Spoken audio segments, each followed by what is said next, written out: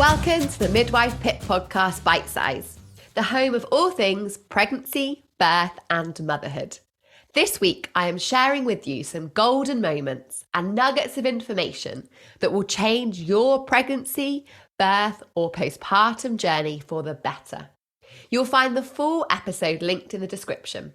But for now, wherever you are, let's dive into some short but transformative chat. Today's clip is from episode 32 with expert Stella Parkin, chatting about safer sleeping for babies.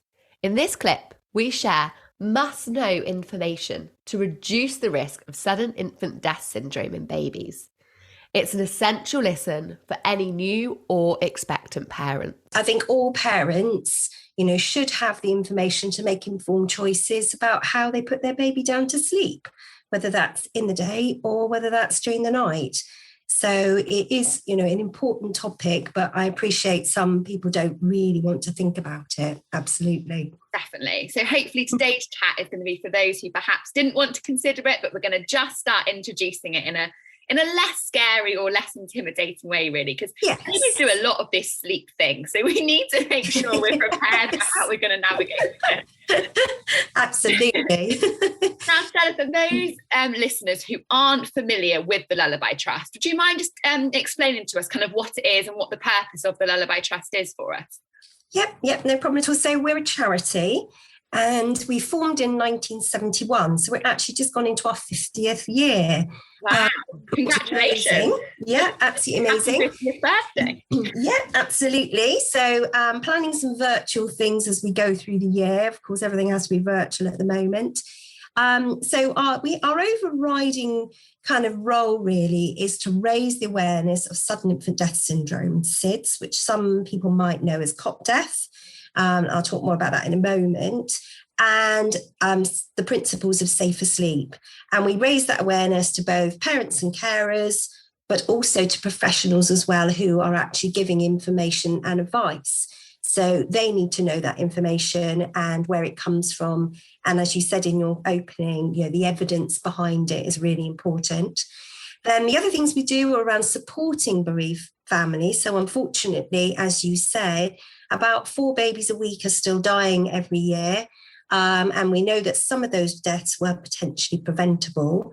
So we support families who have unfortunately had a baby die, and we do that through our helpline, which is open 365 days of the year, and all that information is on the website. And also through our really fantastic team of befrienders who are all either bereaved parents themselves or have been touched by a baby having died. So they could be a grandparent, or they could be an aunt, or they could even be an older sibling even, depending when that baby died. And then in combining with that, really, the other thing that we facilitate nationally is the care of the Next Infant Programme, CONI. And that's available not everywhere, unfortunately, but it is across Northern Ireland, England and Wales. And that is specifically really for families who've had a baby die and then find themselves pregnant again. And then obviously, there are high anxiety levels associated with that. So it's a programme that we facilitate with the NHS and other partners and providers who are providing public health services. And then the last thing we do, the biggie as well, is fund research. So we're trying to find out more about the causes of SIDS and, importantly, the risk factors for SIDS. So we've got quite a lot going on, really, as a charity. And, more and more people have, found us over these 50 years that we've been going. So that's brilliant. So, have a look at the website if you've not looked at it already, because there's loads on there to help. What I love most about the website, and I always direct parents that either I teach in antenatal classes or that I meet through my NHS work, I always direct them to your website, because the infographics I just think are amazing. Yes. They're so simple. And when we talk about kind of safer sleeping, and we'll talk about sort of ways to practice that, I'm sure, as we go on to chat today, but actually some of the things are really simple. It's not big complicated changes. It really isn't. No, and they just display it beautifully. So I love it. Can't recommend that website enough. And we do have a sort of arm to the Lullaby Trust called Little Lullaby, which I don't know if you found already, Pip, or some of your listeners might have found. And that's really targeted at young parents. So parents under 25, it's a dedicated website for them. And it's a way that young people can connect with each other through writing blogs, or they sometimes take over our social media for a week and they share their stories about their baby and things going on in their life. And, they give support and information to other young people. So it's, another part of the Lullaby Trust, which, not everybody's always aware of. So for anybody who's under 25 out there, or professionals that are working with people who are under 25. So, yeah, have a look at that. That sounds, I've not heard of that, Stella, but that sounds amazing. That's got almost a community feel to it as well. Exactly.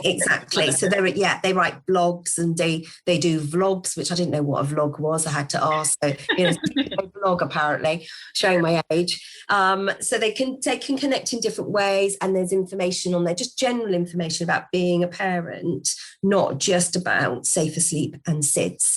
So that's quite a good sort of space to find and, connect on. Yeah, well, let's link that in the bio as well, so that those mums that are under 25 can kind of shortcut. Yeah, and dads. Don't forget dads. No, that's true. Or partners. And partners in general. Anybody, absolutely, who's under 25 and involved in caring with a baby, then that's the space for them. Absolutely. So and that's a really good point, actually, that we raised, talking about dads or partners or support network. It might be that it's a mum or a friend or sister or whatever. But actually, when we discuss safer sleeping, this is something that we need to educate that whole family unit or anyone that might be caring for that baby about, don't we? It's not just on one person at all. No, it absolutely isn't. And I guess COVID has changed things a bit, hasn't it? Because babies are probably a bit more staying in one place. But increasingly, as we open up after COVID, there is the potential that babies, and they might already be in a bubble with another, with a caregiver like a grandparent, or babies don't always sleep in the same place. They do go to other places to sleep. I hope you enjoyed this bite-sized clip, and why not go ahead and share it with others.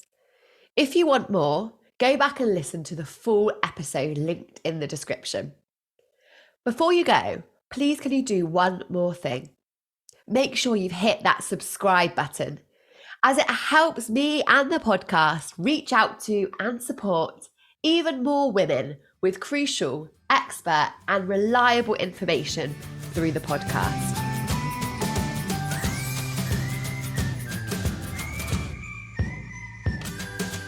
I'm Laura. I'm Lauren. And this is Go Love Yourself. She went, "You're 26?" I was like, size 26, yeah. And she was like, oh, right, that makes sense. This is the show where we're learning to love ourselves a little more and taking you along with us. I grew up never seeing anybody that looked like me, and that made me feel like not part of society, like almost like not a woman, because I just never felt like I fit in. If you've got a relative that is mean about your body, Laura, what do we say to them?